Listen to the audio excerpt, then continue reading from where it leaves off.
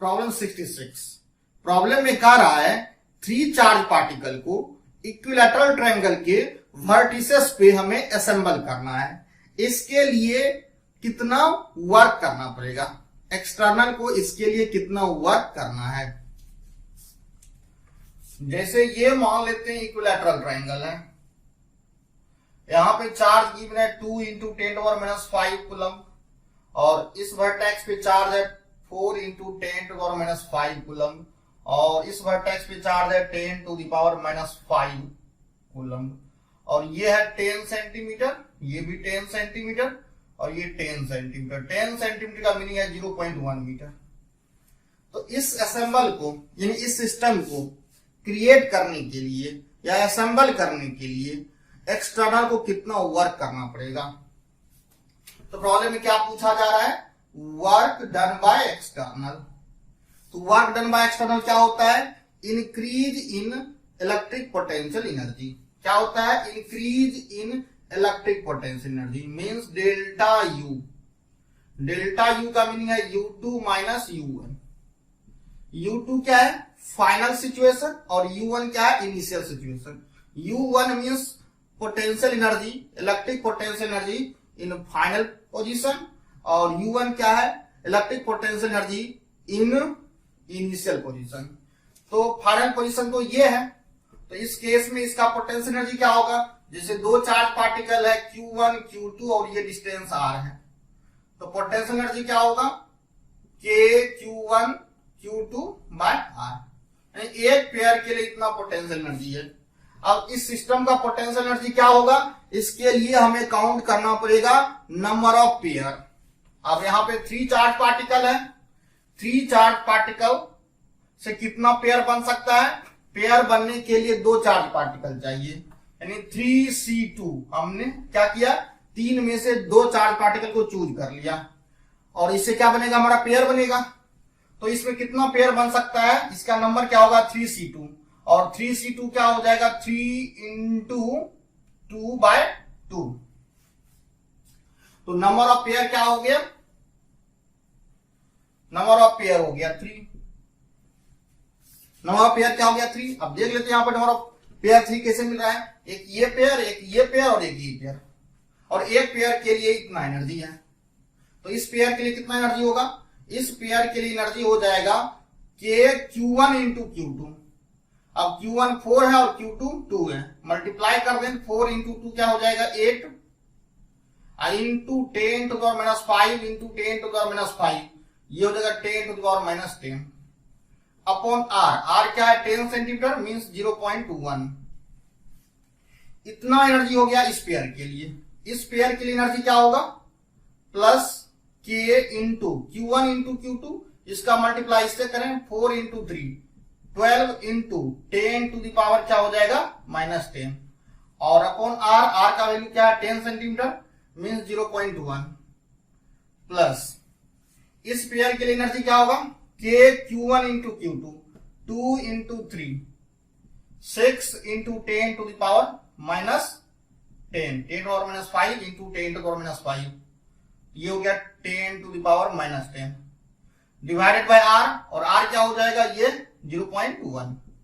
ये हो गया electric potential energy in final position.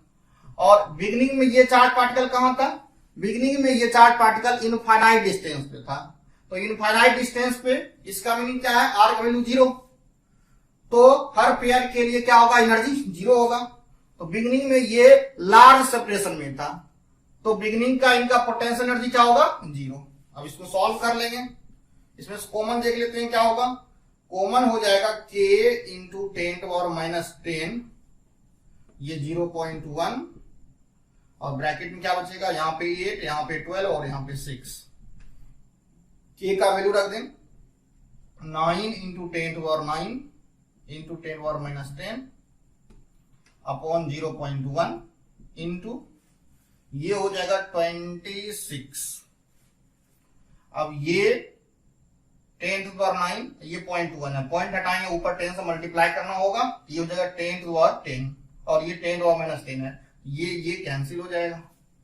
तो ये हो जाएगा 9 इंटू 26, मल्टीप्लाई कर देंगे, ये हो जाएगा 234 जूल। तो वर्क डन बाय एक्सटर्नल क्या होगा, 234 जूल। प्रॉब्लम 67 में एक चार्ज पार्टिकल है जिसका इनिशियल पोजीशन ए है और फाइनल पोजीशन बी है। ए पॉइंट का इलेक्ट्रिक पोटेंशियल 100 वोल्ट है और बी पॉइंट का इलेक्ट्रिक पोटेंशियल 200 वोल्ट है। पार्टिकल अपना पोजीशन क्या कर रहा है, चेंज कर रहा है। इनिशियल पोजीशन ए है और फाइनल पोजीशन बी है। इससे हो क्या रहा है, चार्ज पार्टिकल का काइनेटिक एनर्जी 10 जूल से क्या हो रहा है, डिक्रीज कर रहा है। तो क्या फाइंड करना है, इस Q का वैल्यू फाइंड करना है। क्या फाइंड करना है, Q का वैल्यू हमें फाइंड करना है।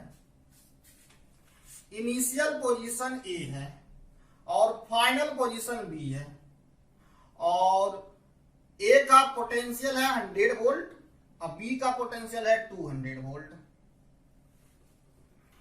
पार्टिकल ए से मूव करके बी तक जा रहा है और इसमें क्या हो रहा है, काइनेटिक एनर्जी डिक्रीज कर रहा है, या हम ये कह सकते हैं लॉस इन काइनेटिक एनर्जी क्या है, 10 जूल।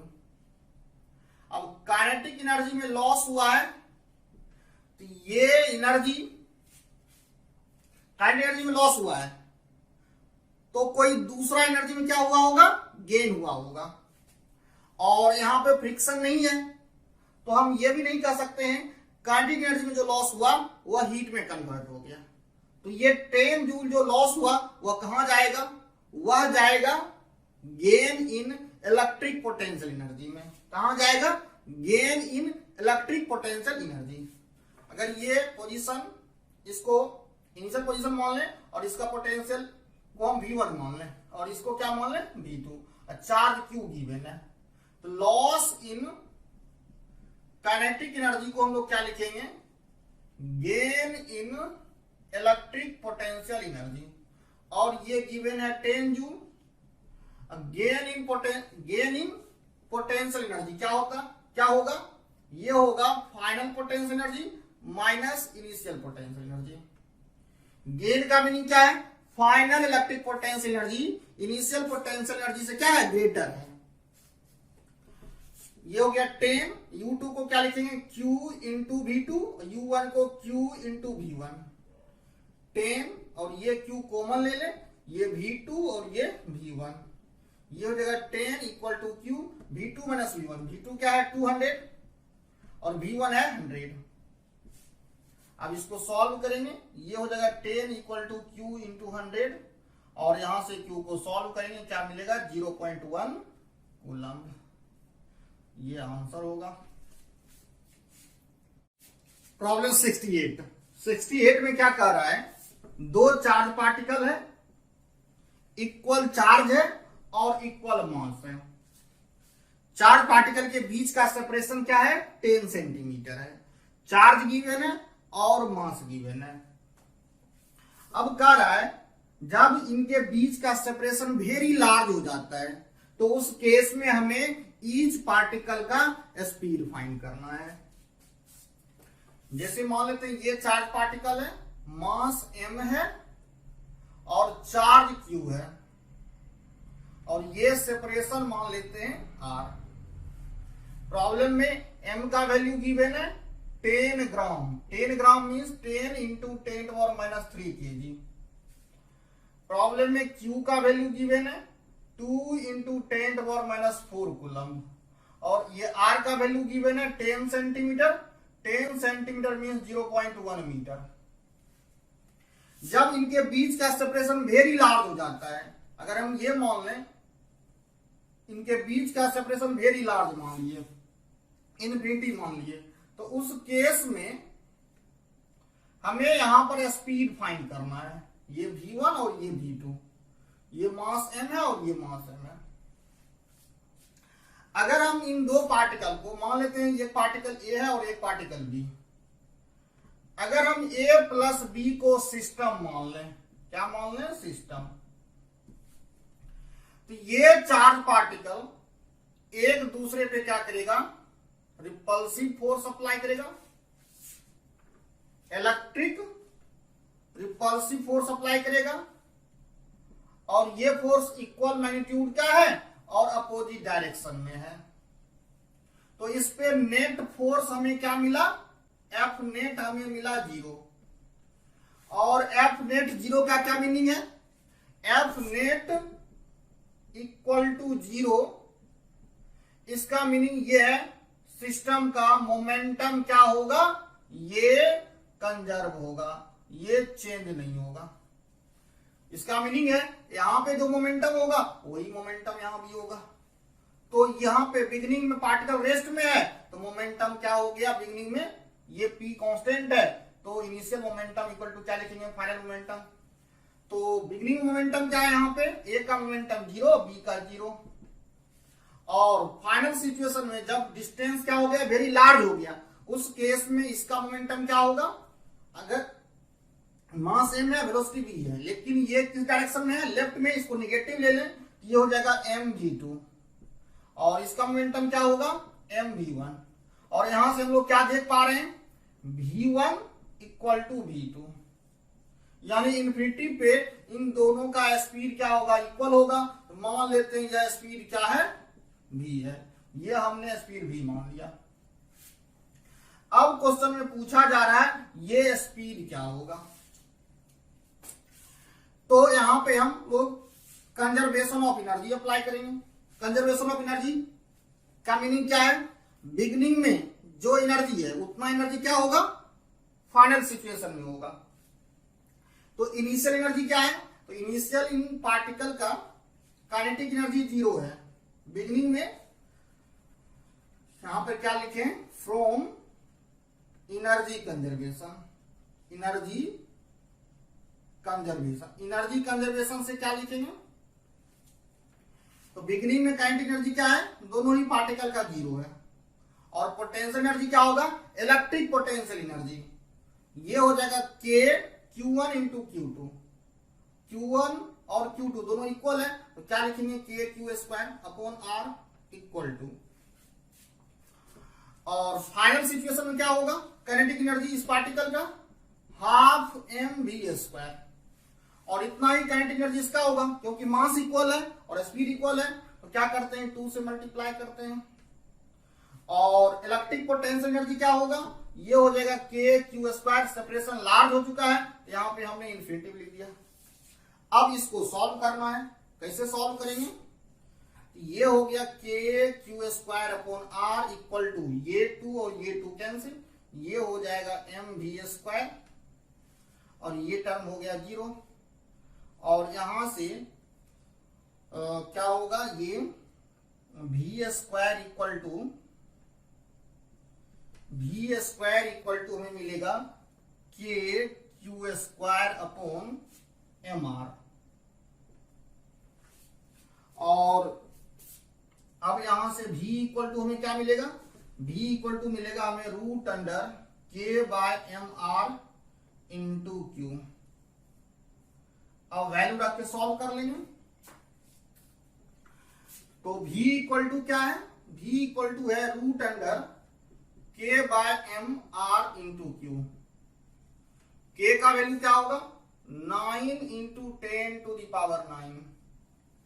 m का वैल्यू क्या है, m इक्वल टू है 10 इंटू 10 टू द पावर -3।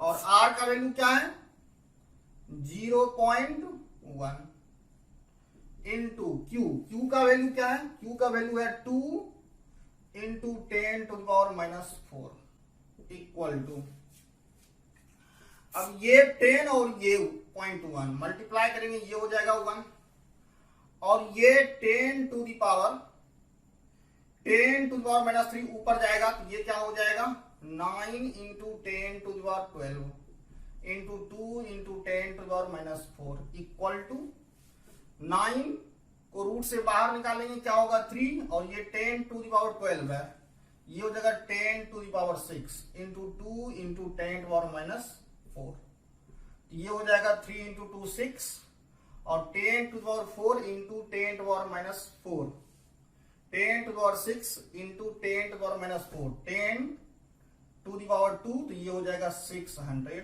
और यूनिट हो जाएगा मीटर पर सेकेंड।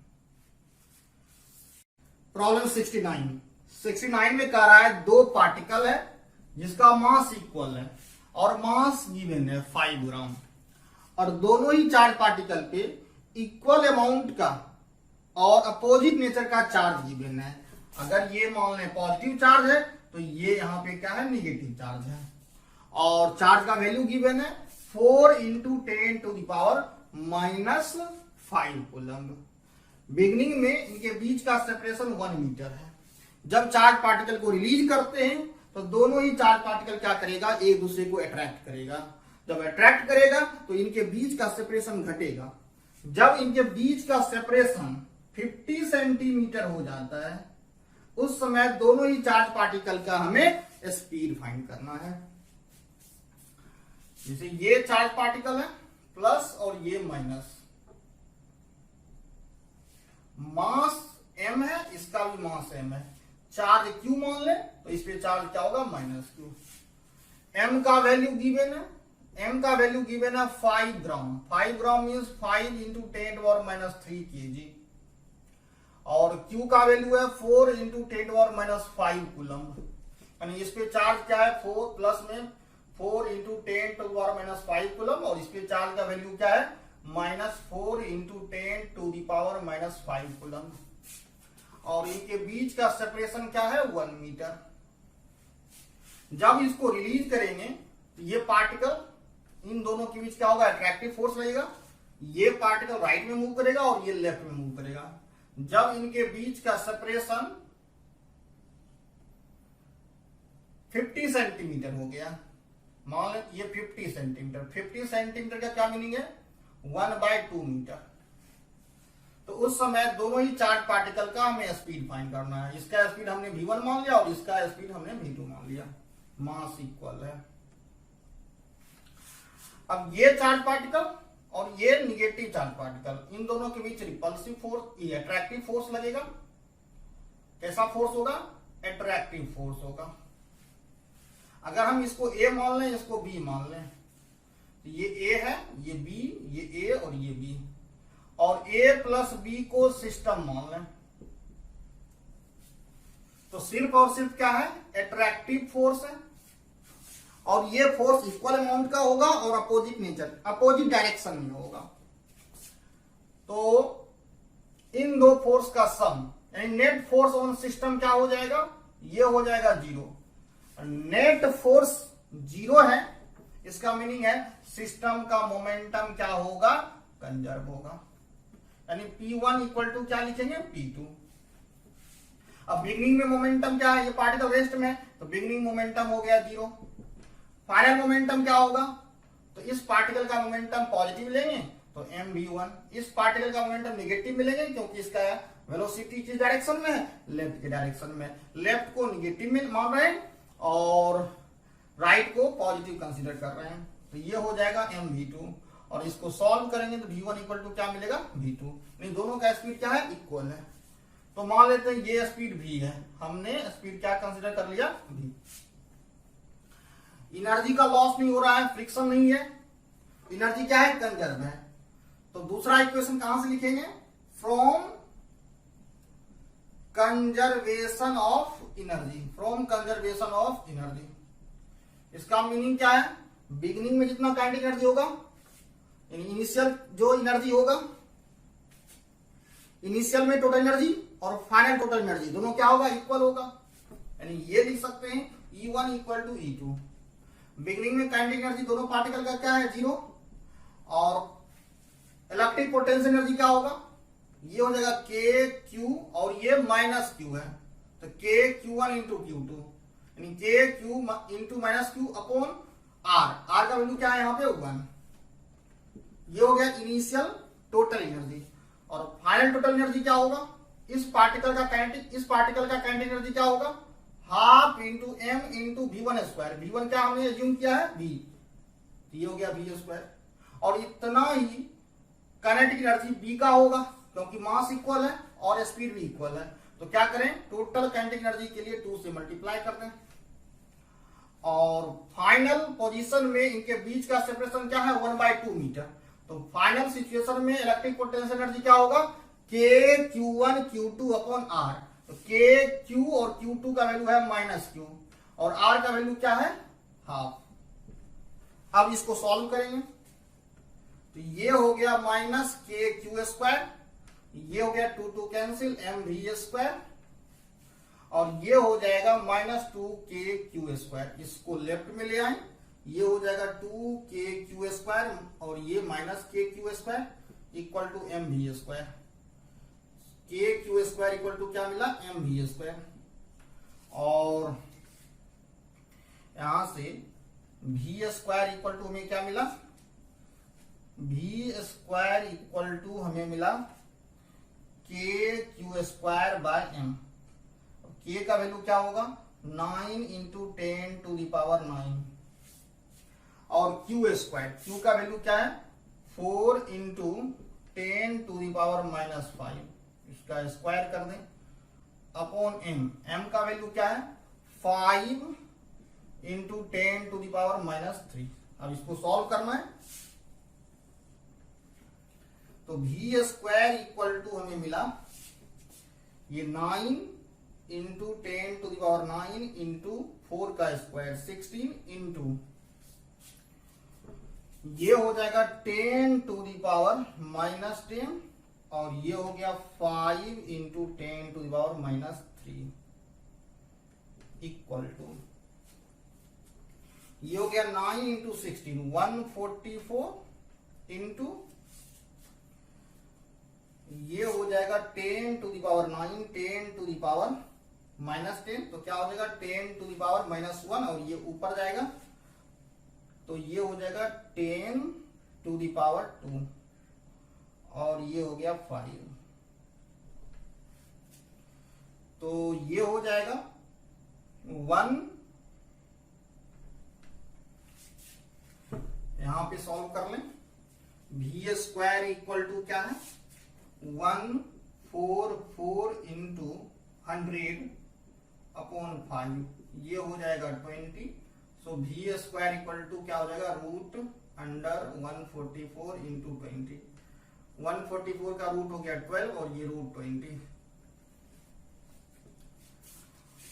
4.5 का स्क्वायर क्या होता है, ये होता है 25, ये 20, यानी 4.5 का स्क्वायर होता है 20.25 और ये √20 है तो नियरली इसका अप्रॉक्स वैल्यू ले ले 4.5 और इसको सॉल्व कर देंगे तो ये v इक्वल टू मिला 54 मीटर पर सेकेंड। प्रॉब्लम 70 में कह रहा है a sample of HCl gas is placed in electric field of 2.5 × 10⁴ newton coulomb. HCl gas के सैंपल को इलेक्ट्रिक फील्ड में रखा जा रहा है और इलेक्ट्रिक फील्ड का वैल्यू गिवन है E equal to 2.5 × 10⁴ newton per coulomb. Dipole moment of each HCl molecule, HCl molecule का डायपोल मोमेंट गिवन है P equal to 3.4 × 10⁻⁻30 coulomb metre. अब प्रॉब्लम में पूछा जा रहा है maximum torque on HCl molecule. तो टॉर्क का फॉर्मूला क्या होता है, वेक्टर फॉर्म में टॉर्क इक्वल टू होता है P क्रॉस E और मैग्नीट्यूड क्या होता है PE sin थीटा। और अगर इसका मैक्सिमम वैल्यू चाहिए तो हमें sin थीटा का मैक्सिमम वैल्यू रखना पड़ेगा और sin थीटा का मैक्सिमम वैल्यू क्या होता है 1।